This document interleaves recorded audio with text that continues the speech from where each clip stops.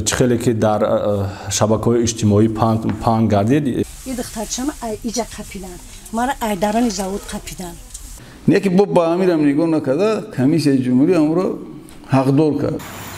در این سینه سود مرا پاسخ نداده با من گفت بچه جان دیگر این موضوع رو بررسی نمیکنه یک راه هایده راه امرو خانه‌اش کردن بتن بخه فرزندوش هم جمع میکنه دیدی نشی تا دیگه نه کمکایی که طرف کمیسیون جمهوری جدا شد برای قسمان با داده شد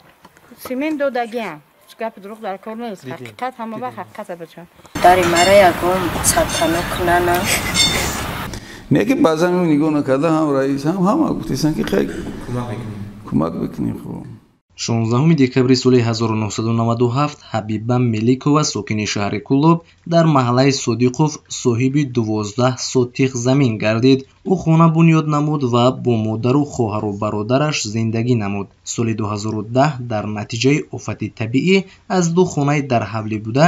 якеашро пурра хароб кард. бо қарори ситод соҳибхона аз маҳаллаи заринкӯҳ бо 4 дар хона таъмин карда мешавад. модари соҳибхона Гулинор Хонимқулова дар ҳавлии аз сел осеб дида зиндагиро давом медиҳад. аз миён 11 сол мегузарад. моҳи майи соли 2021 бори дигар ба маҳаллаи Содиқов сел меояд ва хонаи Гулинорро қисман хароб мекунад. вале хонае ки Гулинор дар он тибқи қонун ҳақ надошт зиндагӣ кунад. дар баробари ин ӯ дар расонаҳо мегӯяд ки ба ман қисман кӯмак карданд, вале барои пурра сохтани хона қувваи корӣ надорам ва ҳоло дар хайма зиндагӣ мекунам. яъне мақомот мегӯянд ки ӯ ҳақ надорад, вале ӯ кӯмак мехоҳад. журналистони прессатиҷӣ барои кушодани ин муаммо ба шаҳри Кӯлоб рафтанд ва бо Гулинор Хонимқулова, намояндаи кумитаи ҳолатҳои фавқулода полковник Садиров, сармеъмори шаҳр Қурбонӣ Маҳмудҷон ва духтарони ин пиразан суҳбат намуданд. асли қазия чист? то охир гузоришро пайгирӣ намоед ва аз он воқиф гардед. мо сараввал ба дидору суҳбати Гулинор Хонимқулова маҳаллаи Содиқови шаҳри Кӯлоб омадем. ӯ бо гирьяву зорӣ аз азобҳои дирӯзу имрӯзааш қисса кард ва мехоҳад ки дар ҳамин ҷои осеб дида барои бунёди хонаи нав ба он мардум ва мақомот кӯмак кунанд. хола чанд вақт дар ҳамин хайма зиндагӣ мекунед шумо? در این خیمه همین موی مای моҳи май مای خوبه همین مای ҳамин моҳи май сел омад. хонаи шумо ҳам сел бурд? اون سیل جلا بردگی خونم او پرده کنم اون ولهیشون میتونم خونم او بردگی بچم وزنین خیلی بچم یه سین سال دقیقه بچم یاش باشم دیگه بچم روز 11 هم بود که همون خونه ده خواب بودیم یک روز پس اید بود بچم ایدی قربان بود بعد نون پون هم امونه بودیم همون تریزه ده که روزادور بودیم دروز غلدگی که همین دخترچه گشت بود که ای اوچه بخیگو حالی رو او لغت کرده میخیزیم که اولی پری اوی حالی در ازد تریزه ازد خیش کس در اومد بودو این دخترچه ما ایجا قپیدن مرا ایدارانی زاود قپیدن سیل برد لکه برد مرا سیل برد مرا هم سیاس پسد کردن برو وردن بچه ما ایدارانی او پسد کردن ایدارانی او برو وردن مرا برو وردن ایدارانی او چی بودن یا دکتر بودن مرا شکم برام کرد شوشتن شکم کلیزک ای شکم اوزی نمیشنوم خیلی عشق قلب چی شیدم شیفاش یافتنم خیلی اومدم با کسل شیدم با چورم ادلیانی میگن همونجا با بودن خواندنم با ایدو فرکه همی تای پلت کرده خواب بودم که دخترچم نبود در بلین سبت خواب بود که همی تاده این سول زده کن بچم این سول یعنی که دهنم کجله شد دستم کجله شد چشمم کجله شد گاب زدنم اوجم گاب زدیسم بچم گاب زدن نتونستم بردنم اوجا بردنم گفتن که بیره چخیر شما وردین دخترچه دیگرین بردکم این انجام موندن ممکن است من 12 روز بچه جان منم خیلی خواه کدام نجم بیدم خطی دکترا دارم خطی ورچورا دارم اینمی قدر ده طبی پیسکا دارم بچم خیلی صدقه خدت بشم که بعد 13-14 روز پس بعد کم تاز چزنانی دو اومدم باهوش اومدم اینم نه کم کم گب میزنم ما گب زدن نمیتونستم زبان قپید نمیتونستم گب زدن نمیتونستم خیلی با اومدم با دارو با اینا و کل با تبابت بچم این هم ایجا دهیم تختم دادن سیمین من دادن این روزی سالی نو یک روز گذشتن رئیس حکومت شهر بختیاری نظرزاده اومد، ارد آورد، روغن آورد، پدرکش آوردن، رحمت مومینادو امچسه اومد رفتستن، مینادو رحمت نریسین سور مرا چخیر بگم امی مادری مرا یکم سلطنو کنن 1000 با شکرانه پروردگار 111 تا شیفرم دادن بچم چی در کنه گپی درو 111 تا شیفرم دادن 60 قبچه سیمنتم دادن 2 کوب تختم دادن 4 قبچه گندمم دادن خشرو دادنم نمیگم ندادنم کی یاردم کرد مقامات رحمت برای رئیس شهر کولوب بختیار نظرزاده نزدیک کمک کرد این همه این نو شیدگی اخی رئیس ما با فرزند ارزنده بوده اومد در خانه اردم داد روغنم داد پدرکم داد همه چیز رحمت به رئیس حکومت شهر کولوب بختیار نظرزاده اومد ای حالم با خبر شید رحمت 1000 بار رحمت میگم با رئیس شهر کولوب 1000 بار رحمت میگم با امچسو هر روز مرا خبر گرفته استن امچسو می خبر میگیرن رئیس حکومت شهر جانشینوش اومد من میندور خدا بیاد بختیار جان نظرزاده میتونم که در روز مشکلی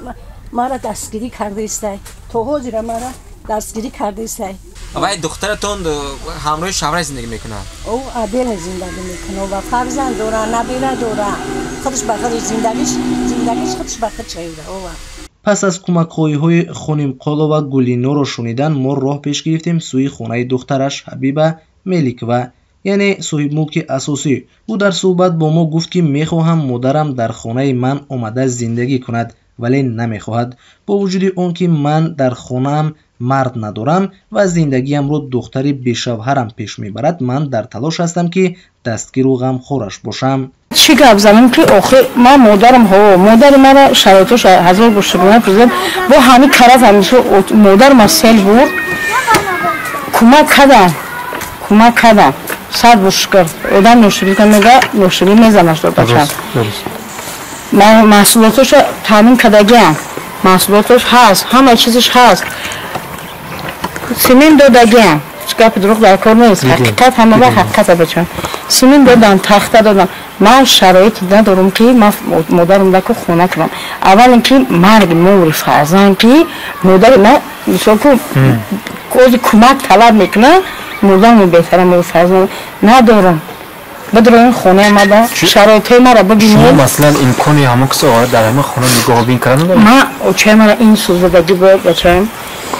خودم آوردم 20 روز توبت کردم بردم چهارم مدلینده 20 روز دیگه همونجا خوابوندم نگاه بین کردم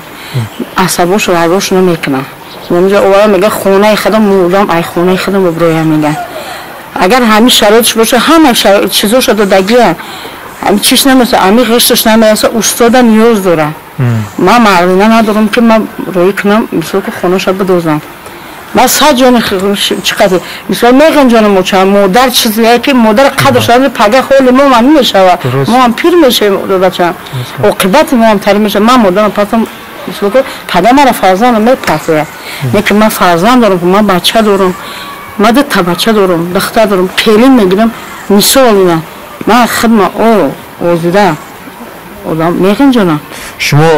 مادرتون خبر گرفته نیستی؟ نه ما تیست چند وقت؟ پس این خبر میگیرم مثلا همونجا مزاش گریخت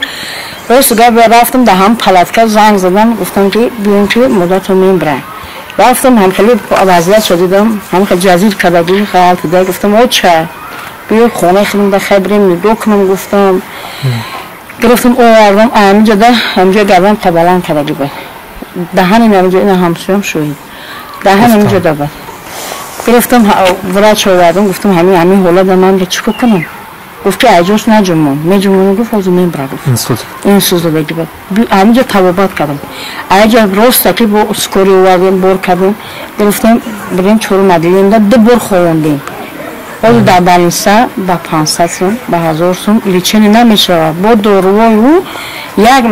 یک امپولش باور کنم که 300 400 سومون امپولاش ما همراه کار کرده با پا خزوندیم من چند مرشدی نمیکنم من شکر میدم که من خودم فرزند دارم ما وضعیت من خونه نگاهی نمیکنه خونش گرم راحت کلین هست اونجا با آخه همه مادر من خطا نپرسنم که ما گفت زنم مگر ممکن که باور نکنم همه مادرم نسبت فرزند خودش گفت نظر که همه فرزند خودش آیا نگاش میکنه اونا میکنه اینا چرا بچه خود نگاه نمیکنه ما از شایما مردم نمیکنم نگاه کنم ما داشتم خیلی محصولات شده دادیم همه جناب آدم او یاردن میکنه همه جناب فرزند یک تمونه برادر یک تمونه پدر یک تمونه نه که همه مسئول شده همه قدری که ام میگه به خونه که همه کنم که من همه مردم همه خونه ببرم ام به خونه چه کنم زندگی کنم یعنی قدر میبینید که حواس 10 سال پیش روز سیل مادر مثلا روز ضرر رسان شما صاحب خانه شدید من خونه خیلی نزدگی به اصولی که زد شما خواهدم در همونجا بود؟ ما دو اوله بودیم او عدیلی من عدیلی بودم به همون وقت گفتن که شما دو اوله یک اوله تو میستم جا یک اوله تو خونه میکچونم گفتن یک اوله نیست شما؟ یک اوله من کودکم کتی بودم همه خونه که زد من کودکم کتی میشتم خانه شما بود؟ بعد نام شما بود؟ حجت دارم حجتم هستم حجتم پیش رئیس شهر حجتم پیش رئیس شهر پیشنهاد کردم بودم من حجتم خونه رو نگاه نمیکنم برای که من مردم ندارم من میترسم همیشه اگر قرار بود در کار باشه من از میرم میارم میشم میتونم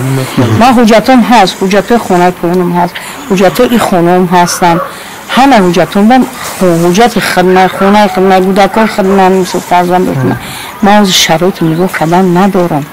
من خودم دستنگارم من 3 تا کودک به پدر کارم کردم خب مثلا مدل تو از کدام حساب زندگیشون پیش میره مدل من پنسیون میگیرم همیون وطنه سال چی جنگو بود همیون وطن در رفتاری خدمت کردگی اگر دیگه حجتاشو بس کم شما دیدیم همون حساب یاردمش میکنم ایسو پنسیون میگیره خودش ایسو پنسیاش اینمی یا دختر داره دخترش شوهر نداره باشه یا کودک داشت همین کودک تولد کردن 2 روز پس کودکش قضا کرد چون پس از 2 مرتبه سیل آمدن و خانه ساکنان رو ویران کردن گلینور میخواهد باز در همون زمین خانه بنیاد کند وابسته به این پادپالکونیک صدیرов سرداری بخش کمیته ولایت‌های فوق‌العاده در شهر کولوب در صحبت به ما گفت که جایی که خانم قولова گلینور خانه بنیاد کردن است جای خانه نیست و طبق قانون و قاعده شهرسازی ممکن نیست ساختن خانه یا پا گلینور سال 2010 و خونه که دلا بودیم کو امرو آب زد اما خونه به نام دخترش بود همین زمین به نام دخترش دختری کلونیش مقصد کمیسیه جمهوری همین رو پرا بود و خونه شون در زارینکو قطعه ششم داد قطعه 4 داد فکر اونجا زمین شون داد رفتن استقامت کردن یا در خونه 6 نفر زندگی میکنن همین اکاش بود چون اکاش زن نداشت مقصد از خیلی بیزارن چند فرزندم خونه اوزو خونه که دم لوای با اخچون هم نیست رو با کسی دیگه گرفته گیه که هیچ چیزا ممکن نیست بعد که اوی اوزاد خونه دو دولت او سنوس میشه دولتی حساب میشه بعد اونجا جای خونه نیست اگر دیده باشین جای دیوار مکتب قانون قاعده همین شهرسازی قدی مینیمم 10 متر خیلی کمی کم 7 متر ایست به خونه بسن 7 متر ایست خودش کانالی در بگذاره نمیشه اونجا جای خونه نیست خیلی یک وزیر دختر میگه که خونه بنام مای مقصد میخوام که هم زمینه 4 سوتکش بنام مادرم کنم 6 بنامی اکم خیلی اگر دستگیریم کنیم میگه همین زمستان همین کمپیر اگه در جوش بود خیلی ما گفتیم که نمیبری خونه خود در جوش کنی هیچ کنیست در خونه شد در خانه دختری کلانیش همون دختری که در همین خانه زندگی میکرد اوزادش خونه شدن مقصد برای گفتیم همونجا زندگی که خیلی دقیقه سرمد از زن زد دخترش که دختر دیگریش ما شاید در تایی هم پلاتکه بودیم آخه گفتم شما خطون هم عیب کردیسین همون خانه خالیه برای همونجا بیسین میاد رئیس شهر همین قدر همین شب و روز همین کمک کردیسین این مردم همین کدامش که خیلی نورسایی که داره با ارزش همون بدگیش میکنه شدم همین هم وعده کردگه که اونجا در جوش میکنیم نیکی ایسوبی که همین خیلی خانه قطعمی گشتگی خانه خالیه خبر بود خانه دخترش بیست چی ما یک جوی دیگه ده یا یکون روی صاحب خانه شیده نه یا خیلی خیره نمیدونه میرم خدشون مسئولیت که بازی پیرزن حق نداره که در اونجا خانه کنه این قانون ایران میگه طلبات قانونه برای که در همین کوچه چرمگارو ماکسیم خیلی شما میدونین که قریب 200 تا خانه زیاد سوز کردن در همین قطعه